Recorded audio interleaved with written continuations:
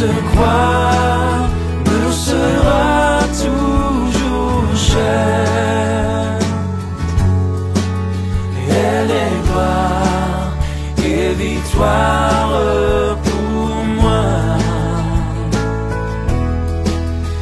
Et par elle en la maison du Père,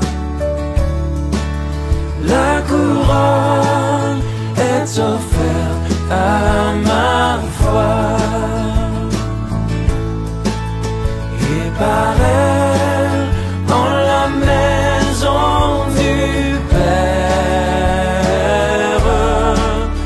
la couronne est offerte à ma foi.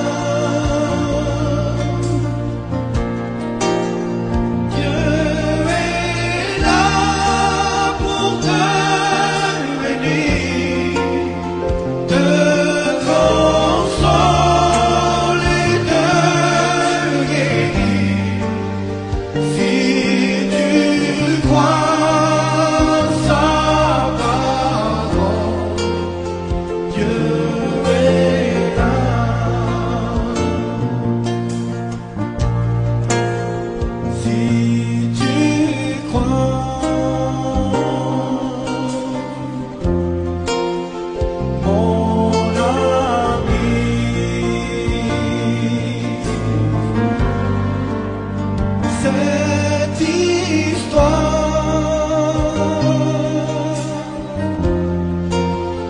Et pour toi,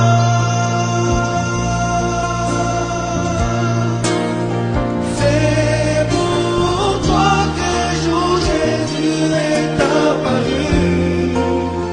Et sais-tu que sans Jésus tu es perdu? Viens à lui, toi aussi, aujourd'hui.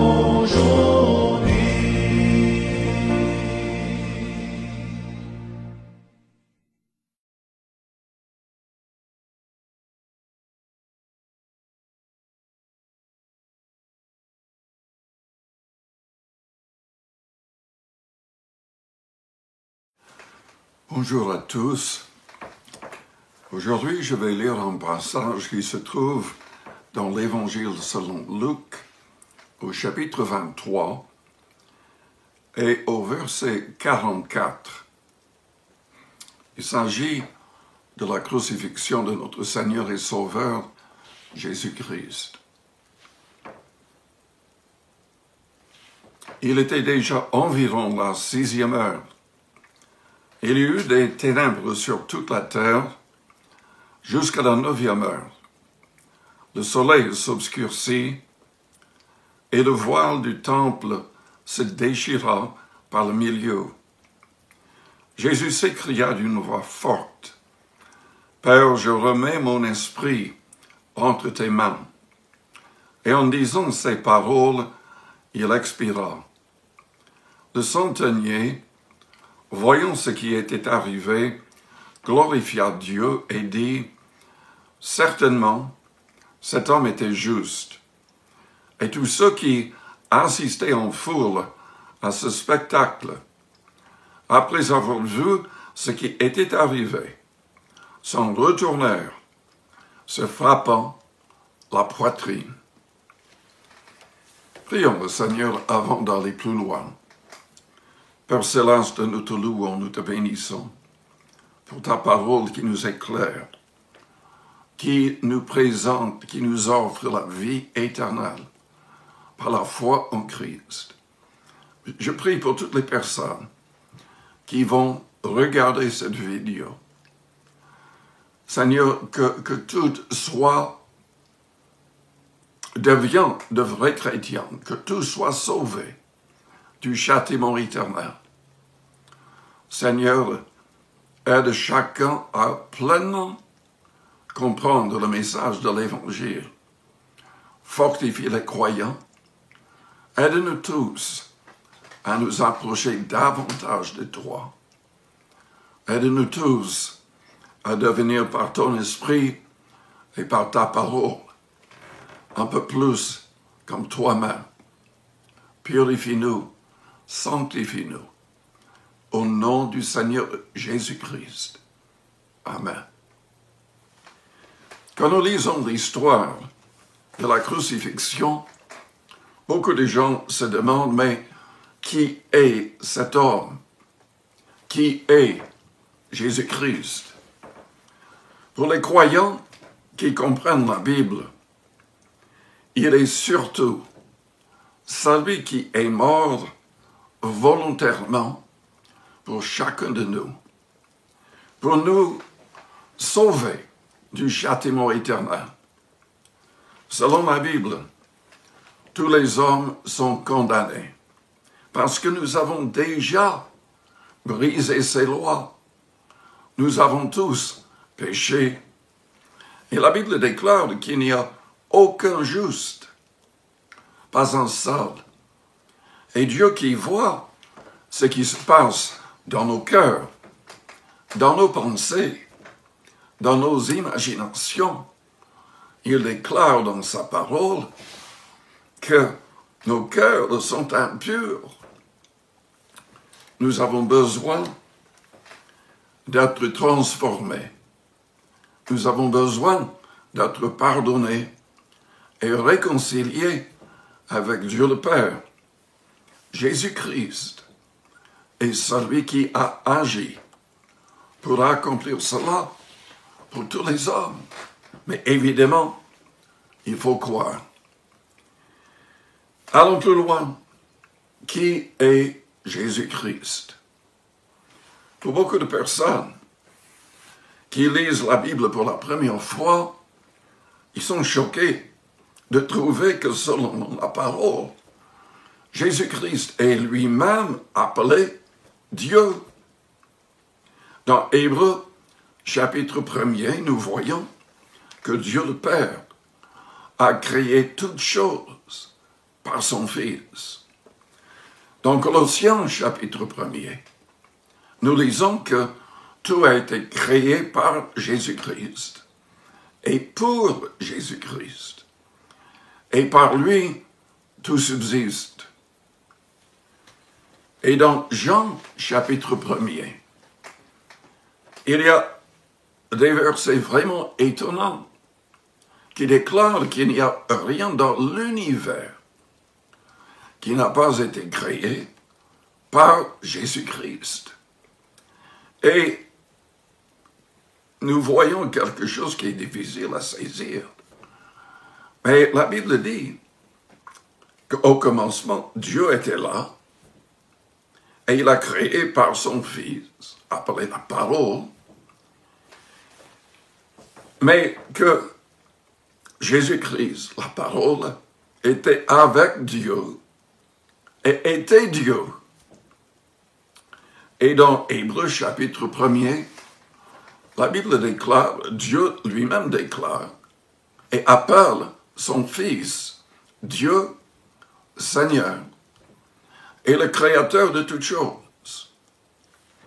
Et ce même chapitre souligne le fait que c'est Jésus-Christ qui, par son obéissance jusqu'à la mort, a accompli la rédemption pour toute l'humanité.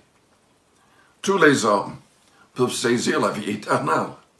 Tous les hommes peuvent être pardonnés en croyant en Christ, en devenant de vrais disciples du Christ. Qui est Jésus-Christ?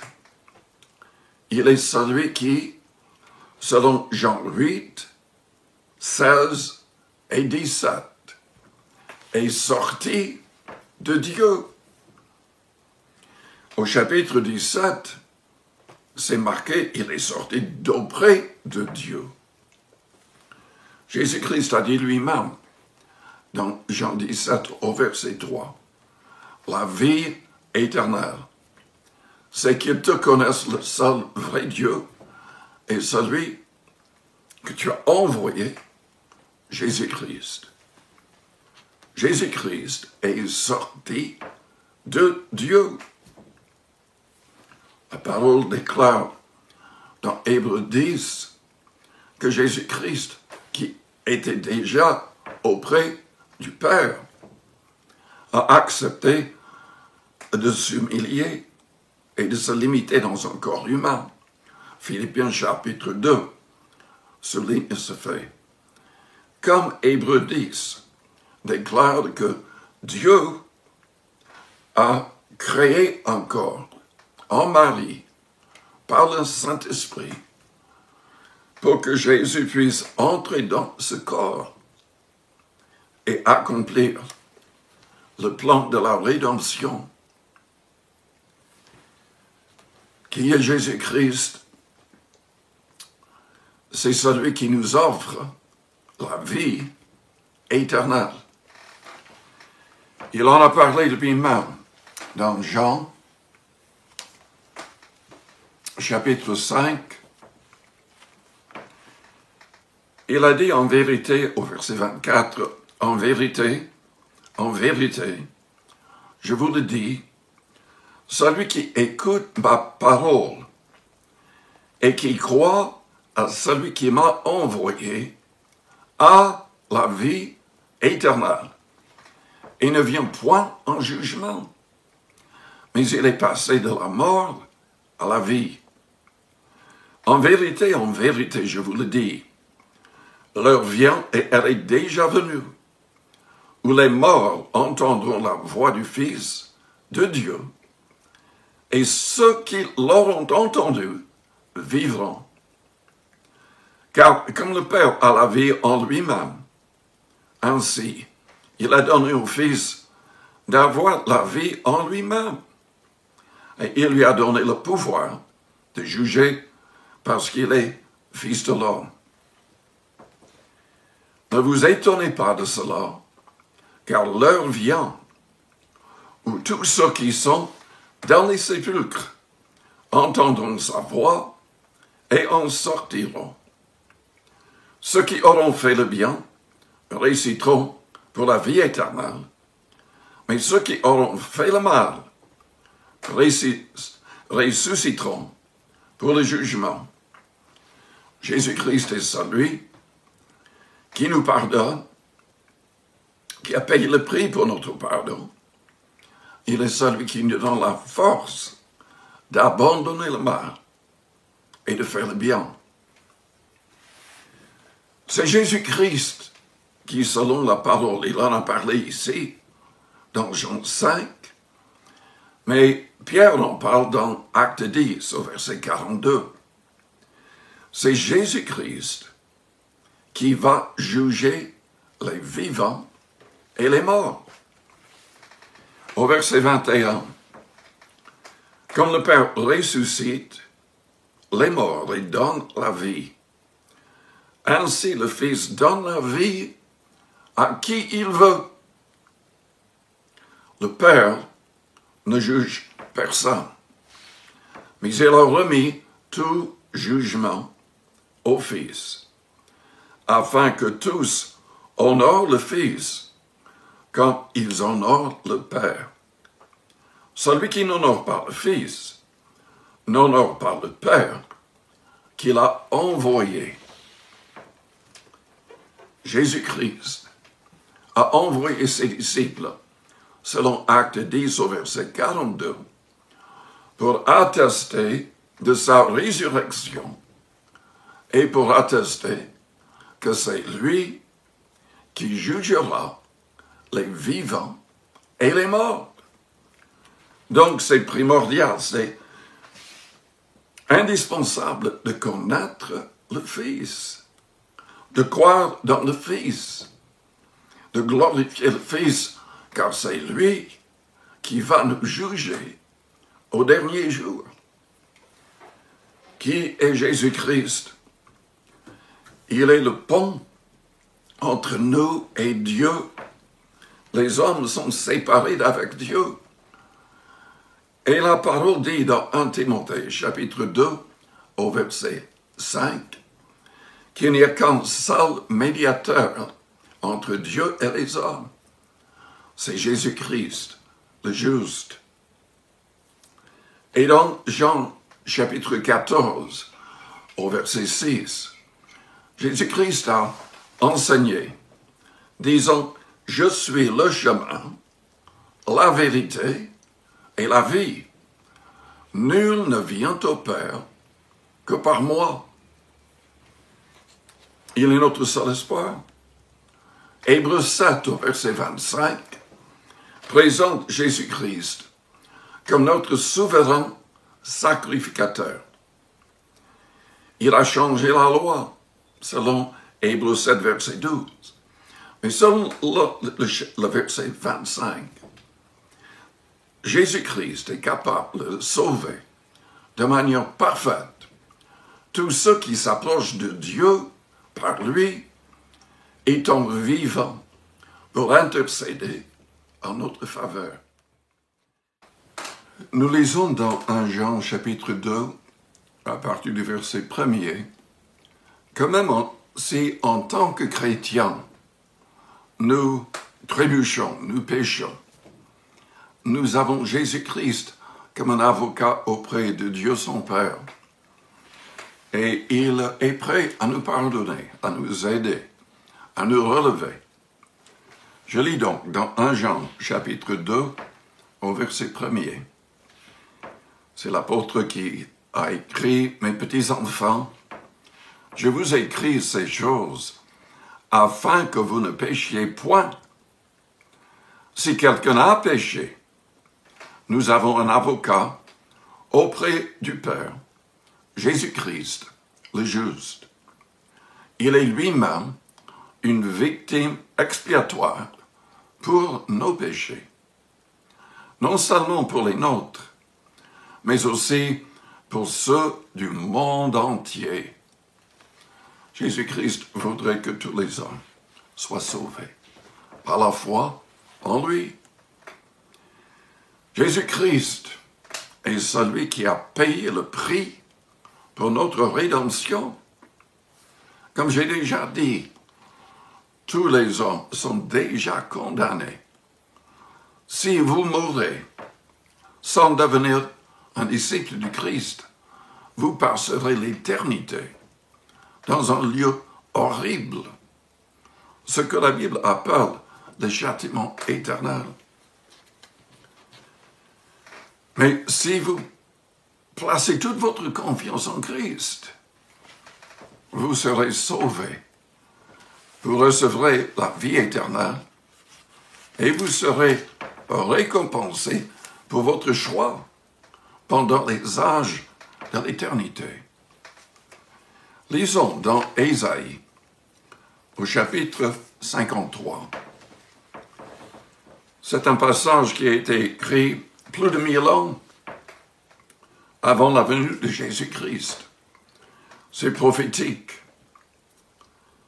Et donc, Ésaïe a écrit, poussé par le Saint-Esprit, par l'Esprit du Christ.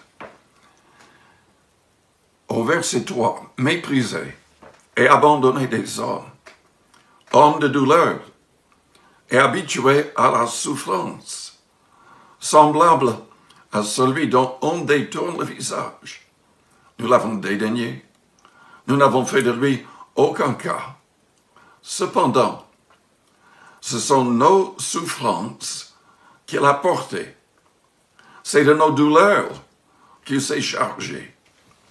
Et nous l'avons considéré comme puni, frappé de Dieu et humilié. Mais il était blessé pour nos péchés, brisé pour nos iniquités. Le châtiment qui nous donne la paix est tombé sur lui.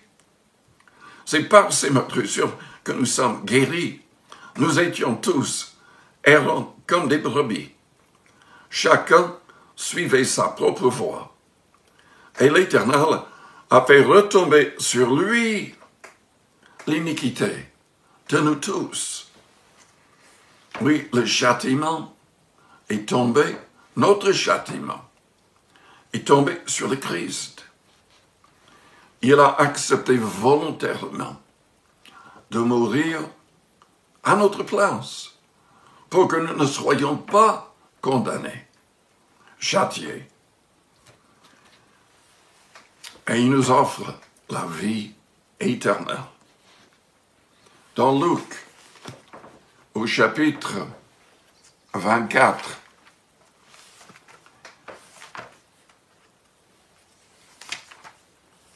Luc 24, après la crucifixion, 3 jours après, le Seigneur ressuscité s'est présenté à ses disciples. Et au verset 25, il leur a dit, « Ô hommes sans intelligence, et dont le cœur est lent à croire tout ce qu'ont dit les prophètes, ne fallait-il pas que le Christ souffrit ces choses et qu'il entre dans sa gloire? Et commençons par Moïse et par tous les prophètes. Il leur expliqua dans toutes les Écritures ce qui le concernait. Une autre fois, il s'est présenté à eux. Il leur a montré ses pieds et ses mains percées par le clou, les marques. Il leur a montré son côté percé par la lance romaine. Et ensuite, au verset 44,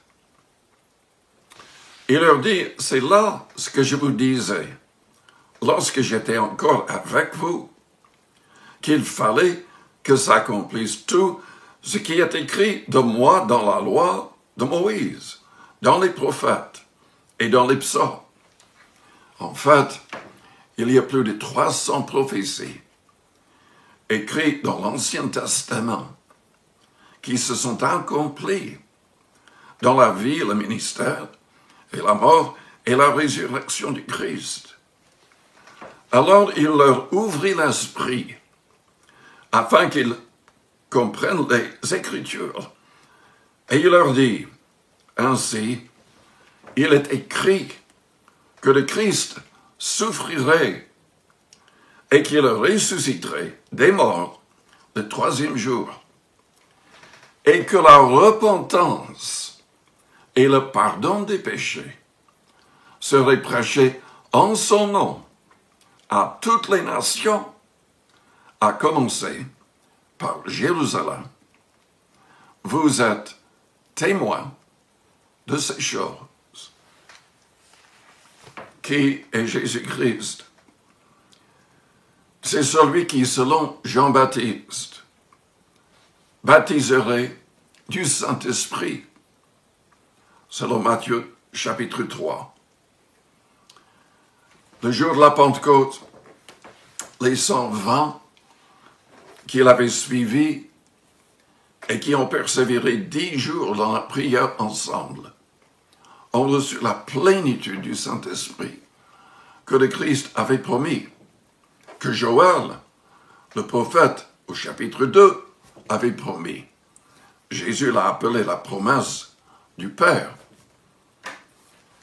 Et il a dit qu'il déverserait son esprit sur tous les croyants et que même les enfants prophétiseraient. Combien nous avons besoin de cette puissance qui vient par le Saint-Esprit. C'est au travers de son esprit, agissant en nous, que le Christ nous délivre de l'esclavage du péché. Il a dit dans Jean 8, au verset 35, « Si donc le Fils vous affranchit, vous serez réellement libre. Celui qui se livre au péché devient esclave du péché. Si donc le Fils vous affranchit, vous serez réellement libre. » Oui, Jésus-Christ est notre clé, notre victoire. Il peut tout faire pour nous transformer, pour nous purifier, pour nous délivrer de tout ce qui est contre la volonté de son Père. C'est important de demeurer dans sa parole qui a été inspirée par son esprit afin de devenir comme le Christ. Il a dit dans Jean 15, « Si vous demeurez en moi, et si ma parole demeure en vous, demandez ce que vous voudrez, et cela vous sera accordé. » Pour que nous soyons exaucés dans nos prières, nous devons entrer dans une relation réelle avec le Christ. Et nous devons demeurer en Christ. Nous devons rester continuellement dans sa parole, méditant jour et nuit cette parole, pour devenir libre et pour rester libre. Il y a une puissance dans la parole du Seigneur qui nous transforme, qui est Jésus-Christ. C'est lui qui nous donne une pleine victoire. C'est celui qui ne rejette personne. Il a dit dans Jean 6, verset 37, « Si donc le Fils vous affranchit, vous serez réellement libre. » C'est lui qui nous donne du repos. Dans Matthieu 10, dans Matthieu 11, au verset 28, nous lisons « Venez à moi, vous tous qui êtes fatigués et chargés, je vous donnerai du repos. Prenez mon joug sur vous et recevez mes instructions, car je suis doux et humble de cœur, et vous trouverez du repos pour vos âmes, car mon joug est doux et mon fardeau léger. La clé de notre victoire se trouve dans le fait de venir vers le Christ, dans la prière, et d'étudier sa vie et ses paroles, ce que nous avons dans le Nouveau Testament de la Bible. Il a dit, ma parole est esprit et vie. C'est sa parole qui peut nous transformer, car le Saint-Esprit sera là pour le placer au fond de nos cœurs. Qui est Jésus-Christ, celui qui sauve de manière parfaite. Selon Jean 3, il a dit, quiconque croit sera sauvé. Mais croire en Christ signifie tout donner. C'est le fait de renoncer à soi-même, à ses propres plans, à ses propres ambitions. C'est le fait d'aller jusqu'au bout avec le Christ, permettant que sa parole et que son esprit nous transforment entièrement. Jésus-Christ a parlé de cette nouvelle vie en Christ dans plusieurs passages. Dans Matthieu 10, par exemple, il a dit, quiconque me confessera devant les hommes, je le confesserai aussi devant mon Père qui est dans les cieux. Mais il a ajouté que si on ne le confesse pas devant les hommes, il va nous renier devant le Père. Et nous devons, selon Matthieu 10, nous devons renoncer à tout le monde, à nos propres vies, pour suivre le Christ. Nous devons le mettre à la première place. Et il a dit, celui qui ne prend pas sa croix et ne me suit pas, n'est pas digne de moi. Celui qui conservera sa vie la perdra, et celui qui perdra sa vie à cause de moi la retrouvera. Nous devons vraiment devenir de vrais disciples du Christ. Et nous devons nous identifier avec le Christ. Nous devons absolument devenir de vrais disciples si nous voulons sauver nos âmes. Jésus-Christ, finalement, il est celui qui nous aime. Mais nous devons prouver notre amour envers lui pour être acceptés. Il a dit, il n'y a pas de plus grand amour que de donner sa vie pour ses amis. Vous êtes mes amis si vous faites ce que je vous commande. Jésus-Christ est venu avec les commandements de son Père, surtout le commandement d'aimer. Aimez-vous les uns les autres comme je vous ai aimé. Aimez vos ennemis. Priez pour eux. Faites-leur du bien. Nous devons permettre que l'Esprit du Christ remplisse nos cœurs de l'amour du Père. Et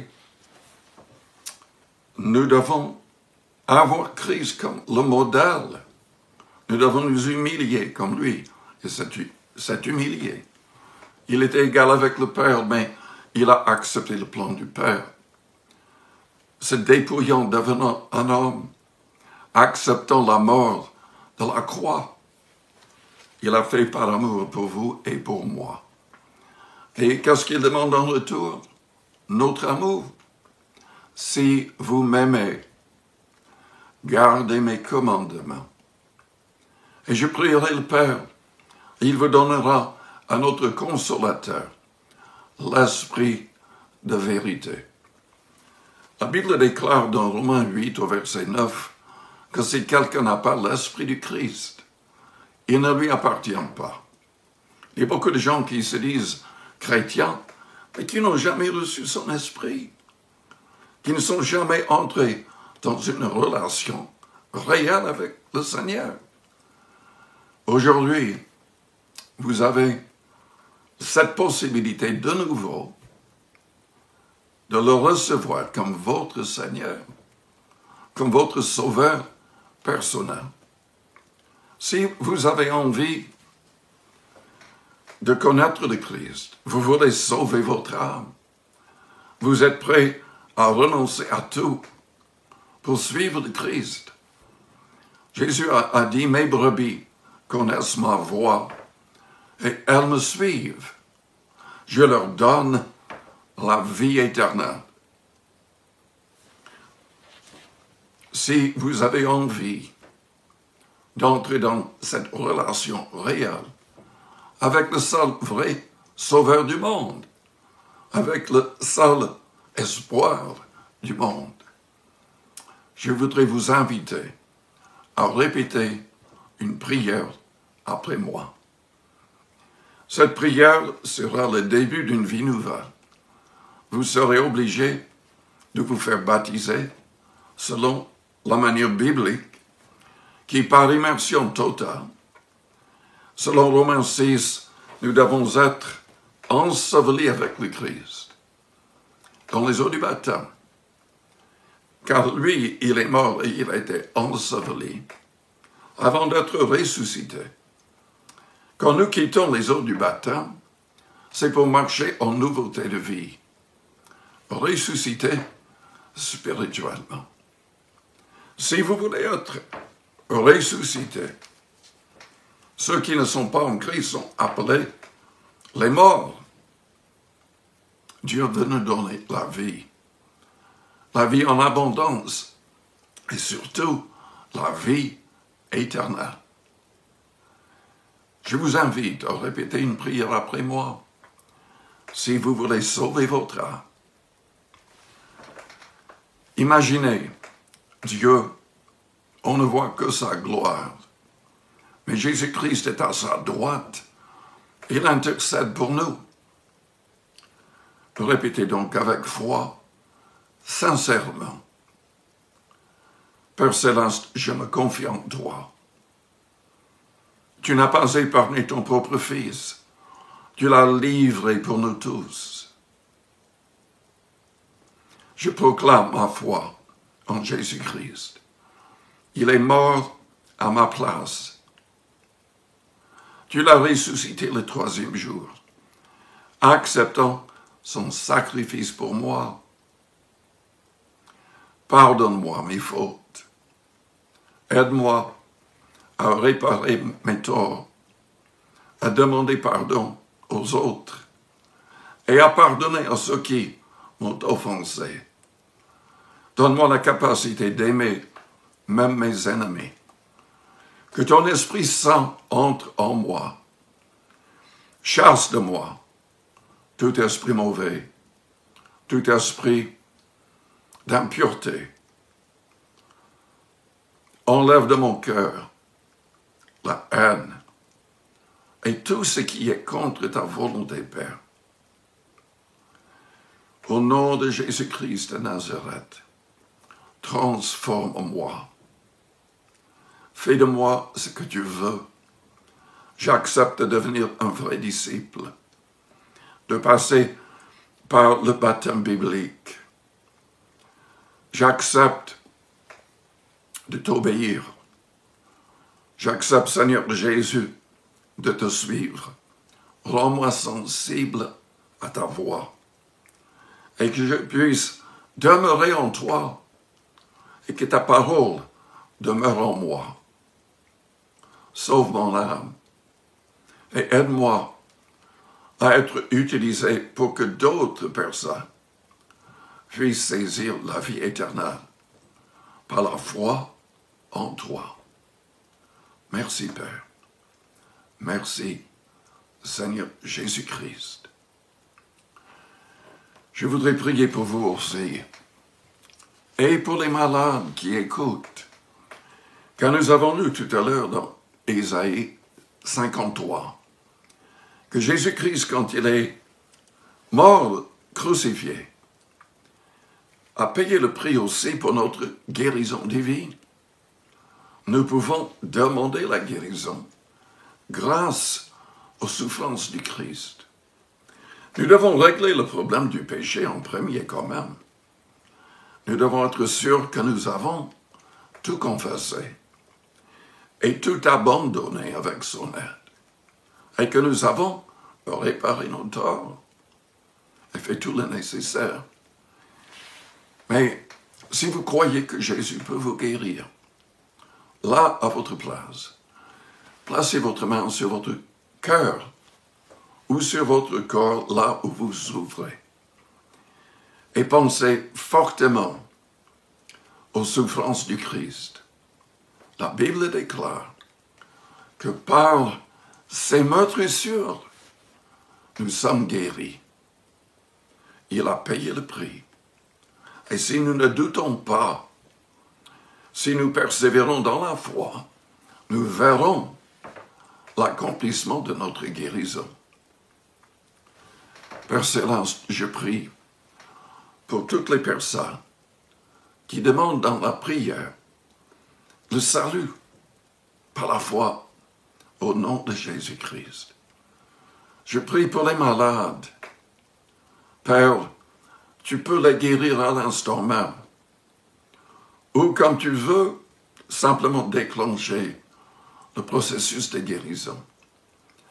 Mais que tous sachent que c'est toi qui as agi, que c'est selon tes promesses. C'est grâce à la mort de Jésus-Christ, grâce aux souffrances de Jésus-Christ, que nous recevons la guérison des vies. Le salut et la guérison viennent de toi, Seigneur Jésus-Christ. Nous te disons merci. Nous t'exaltons. Nous te glorifions. Seigneur, aide-nous. Aide-nous à proclamer ta parole de plus en plus.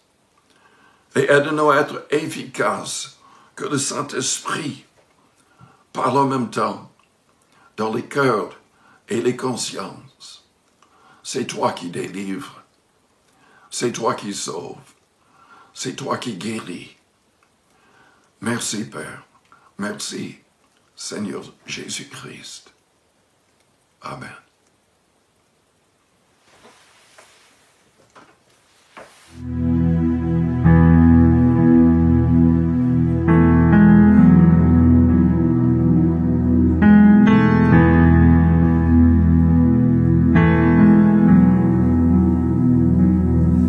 Grâce infinie de notre Dieu qui un jour m'a sauvé, j'allais errant de lieu en lieu quand il m'a retrouvé.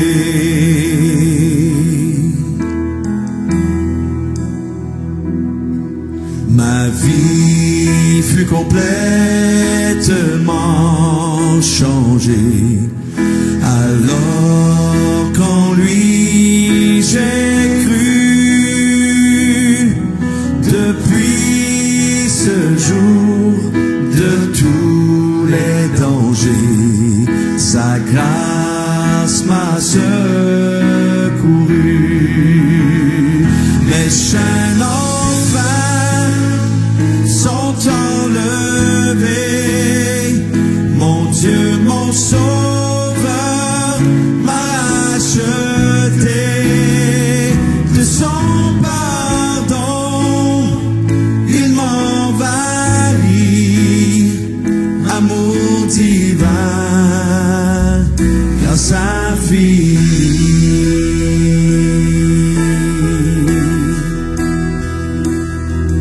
Dans mes épreuves et mes labeurs, toujours suffit sa grâce. Je peux compter sur sa faveur à chaque instant.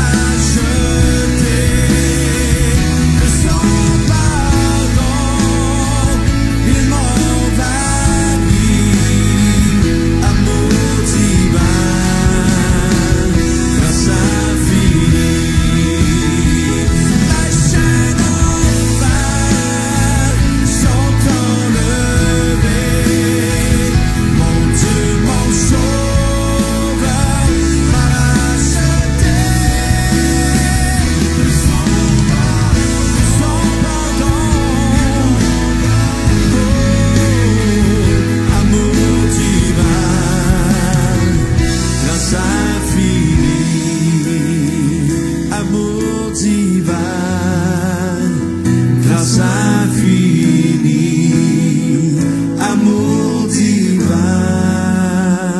grâce infinie.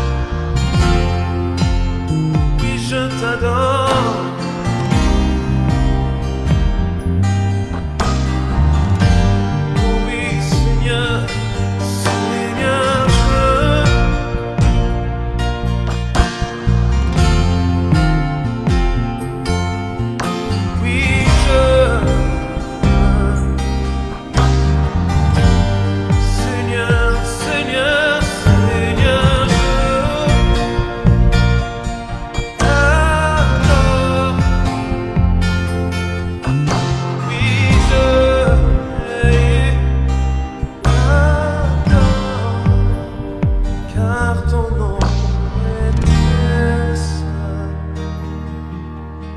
Oui, très saint, Seigneur.